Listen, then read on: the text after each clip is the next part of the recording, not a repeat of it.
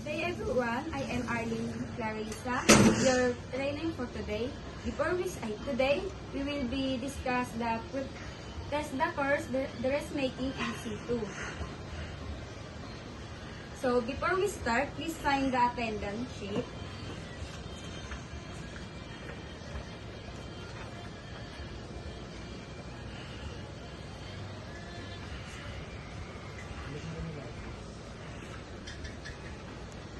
Next.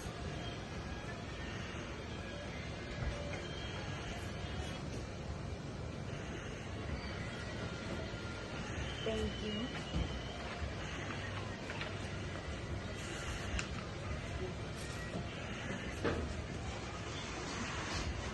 Now, to mission, test the set direction, promulgates relevant standard and implements program geared towards a quality assured and inclusive technical education skills development and certification system. And to vision, to be transformational leader in the technical education and skills development of the Filipino workforce. So to the CBT delivery is a structure, flexible, and outcome focuses. So this is the 10 principle of CBT.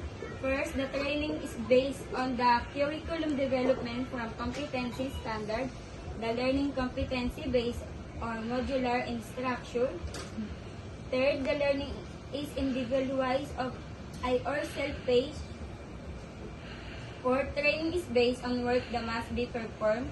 Fifth, training materials are directly related to the competency standard and the curriculum. Next. 6.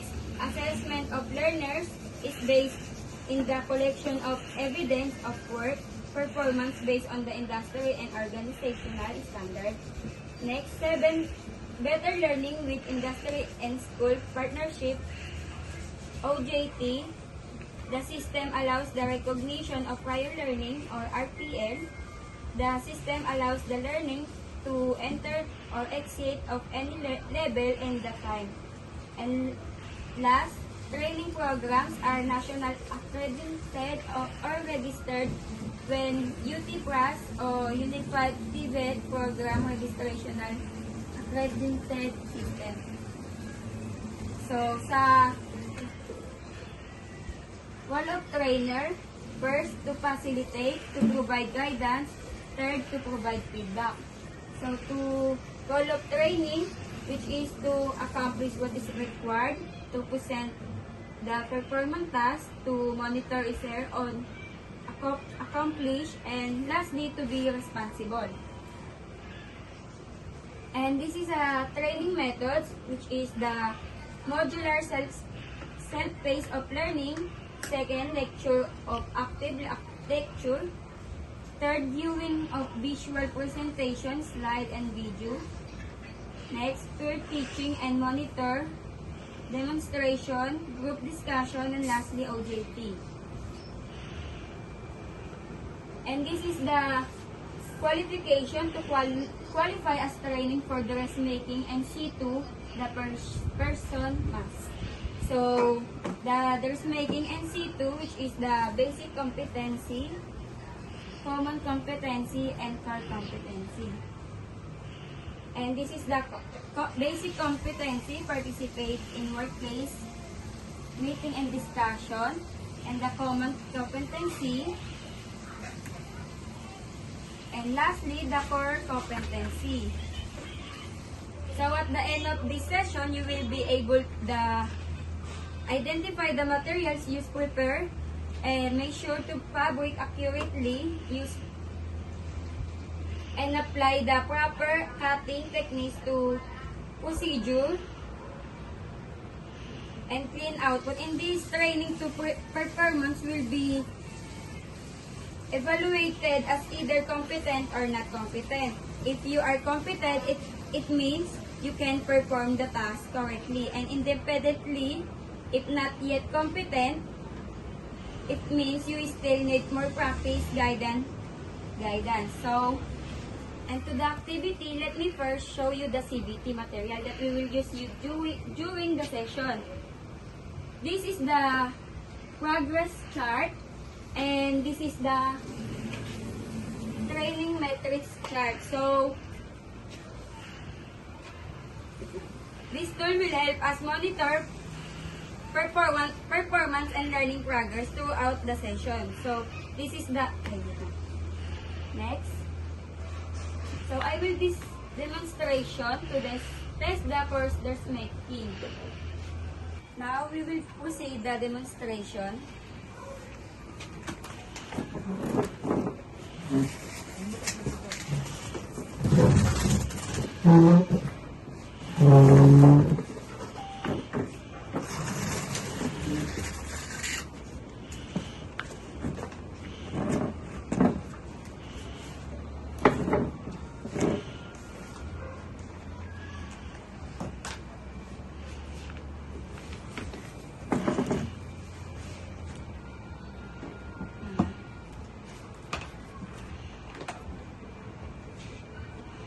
Now, I will demonstrate the proper way of preparing or cutting materials. First, prepare the fabric.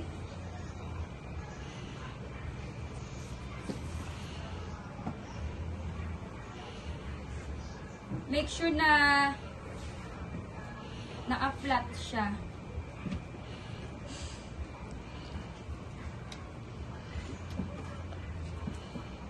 Next, we're going to the measurement.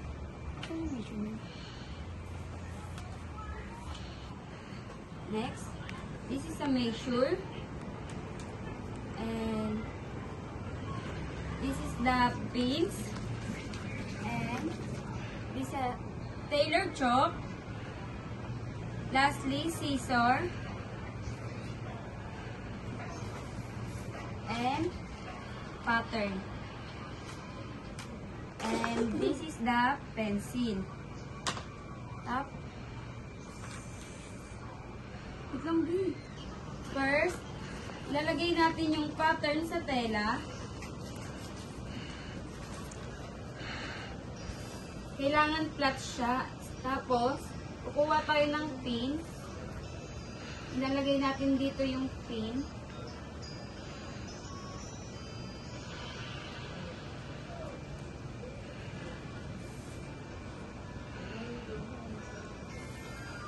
Make sure dapat naka-flat siya.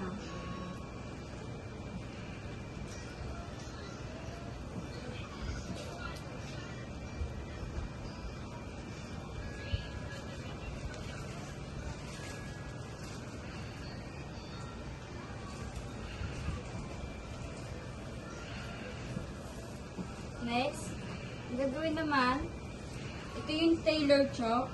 Susundan natin yung pinaglagyan natin ng pattern.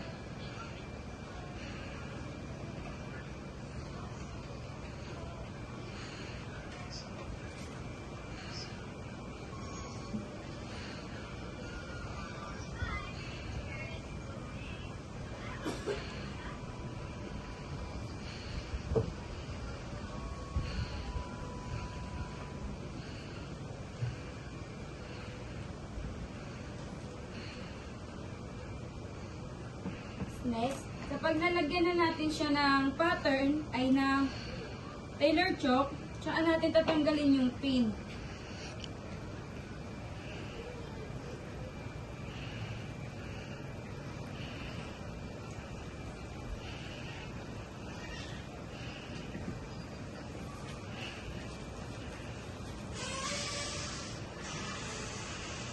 Tsaka naman po tayo mag-kakat.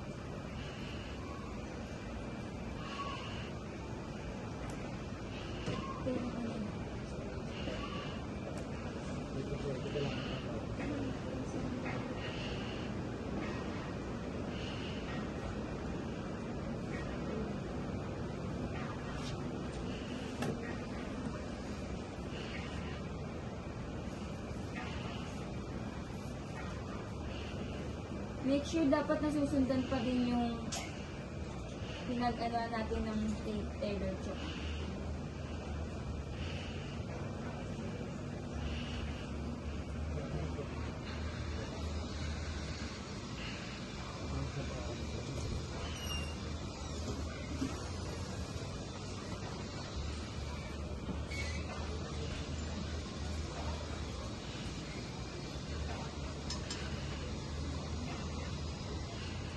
And then, ito na yung pattern na nagawa ko.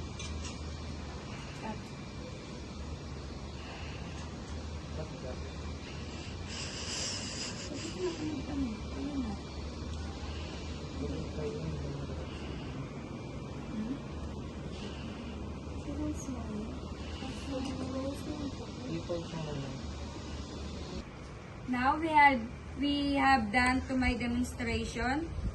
And next, that proceed the actual performance of the candidate number 1. Miss Pitas, please proceed.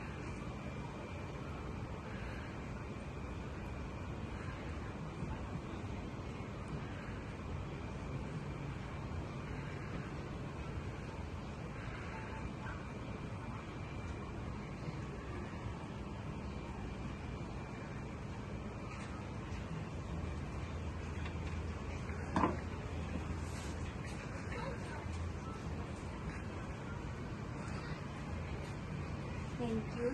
Sit down. Next, I will call you second candidate, Mr. Caliero.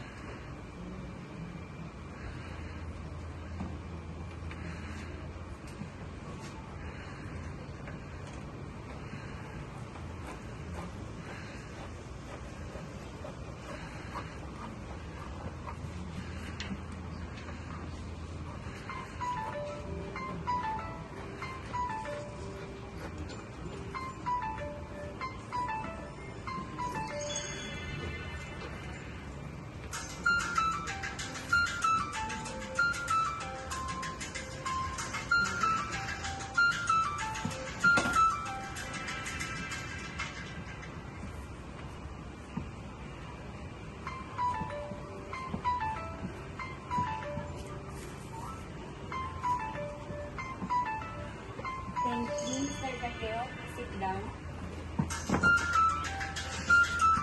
Based on your performance, some of you are competent and while others not yet competent and still need more practices. And feedback na. Magaling mo.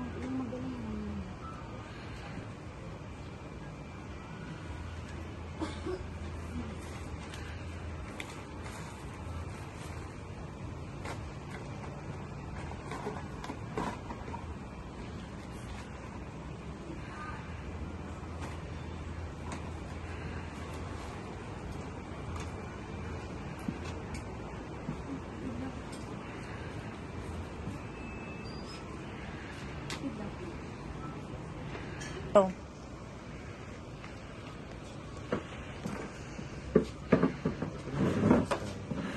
Now I will call you Miss Picas.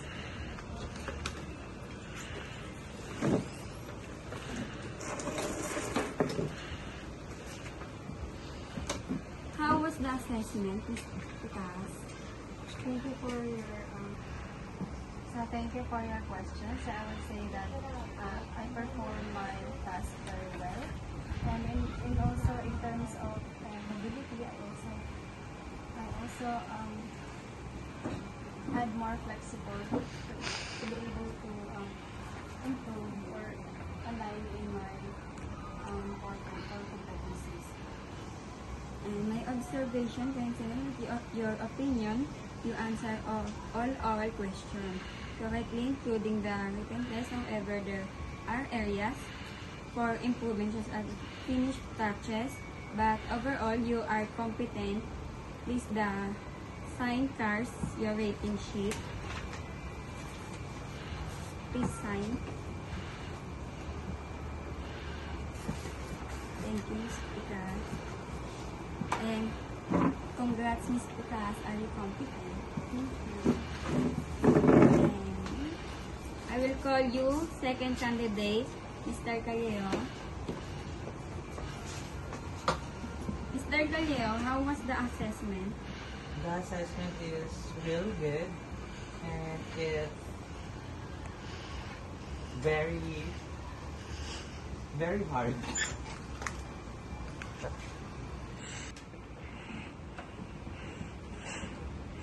In my observation, Mr. Caliero, with your opinion, you answer oral question correctly, including the demonstration. However, the area is not yet competent. But sorry. And please sign the cards of your rating sheet, Mr. Caleo.